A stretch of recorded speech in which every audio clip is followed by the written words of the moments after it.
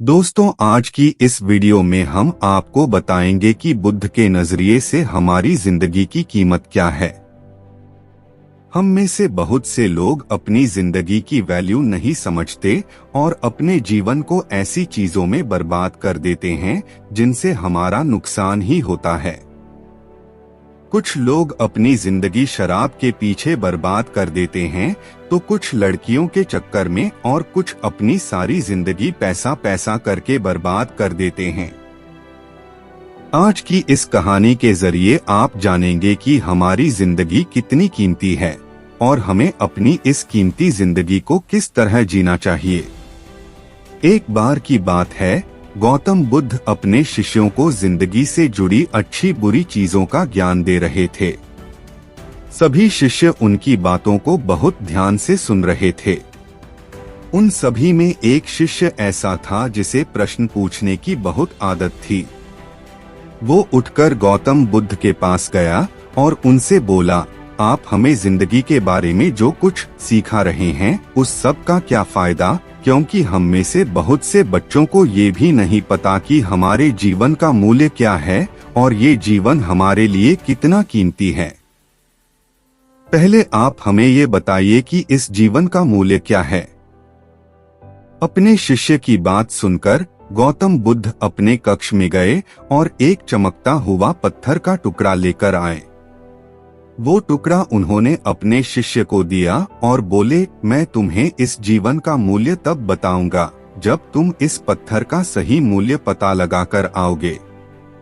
साथ ही ये ध्यान रखना कि तुम्हें ये पत्थर का टुकड़ा किसी को बेचना नहीं है। गौतम बुद्ध की बात मानकर वो शिष्य बाजार की तरफ चला गया। बाजार में सबसे पहले उसकी नजर एक फल बेचने वाले पर पड़ी और उसने वो पत्थर उस फल वाले को दिखाया और बोला, इस पत्थर के बदले आप मुझे कितने फल दे सकते हो। फल वाला बोला, ये पत्थर कुछ खास तो नहीं है, लेकिन फिर भी इसके बदले में तुम्हें 10 केले दे सकता हूँ। वो शिष्य उस पत्थर को लेकर आगे चला गया। फिर उसे एक सब्जी वाला मिला। शिष्य ने उस सब्जी वाले से उस पत्थर की कीमत पूछी। सब्जी वाले ने उस पत्थर को ध्यान से देखा और बोला, इस पत्थर की कीमत के बदले में तुम्हें ज्यादा से ज्यादा एक बोरी भरकर सब्जियां दे सकता हूँ। इसके बाद वो शिष्य उस पत्थर को लेकर एक सोने के व्यापारी के पास गया। उस पत्थर की टुकड़े की चमक देखते ही उस सुनार ने उसकी कीमत 100 सोने के सिक्के लगाई। शिष्य ने वो टुकड़ा बेचने से मना किया तो वो सुनार उसके बदले 200 सोने के सिक्के देने को भी राजी हो गया, लेकिन शिष्य ने वो पत्थर नहीं बेचा। इसके बाद वो शिष्य एक हीरों के व्यापारी के पास गया और उनके सामने उसने वो पत्थर के टुकड़े को रख दिया।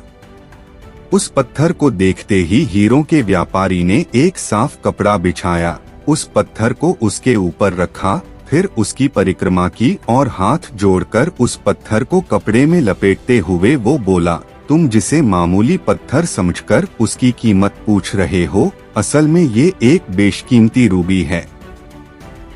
ऐसा रूबी हर किसी को नहीं मिलता। मैं अगर अपना सब कुछ बेच भी दूं तो भी इसकी कीमत नहीं चुका सकता। उस व्यापारी की बातें सुनकर वो शिष्य हैरान हो गया। वो दौड़ा दौड़ा सीधा बुद्ध के पास आया और उन्हें उसने जो कुछ भी बाजार में हुआ वो सब बताया।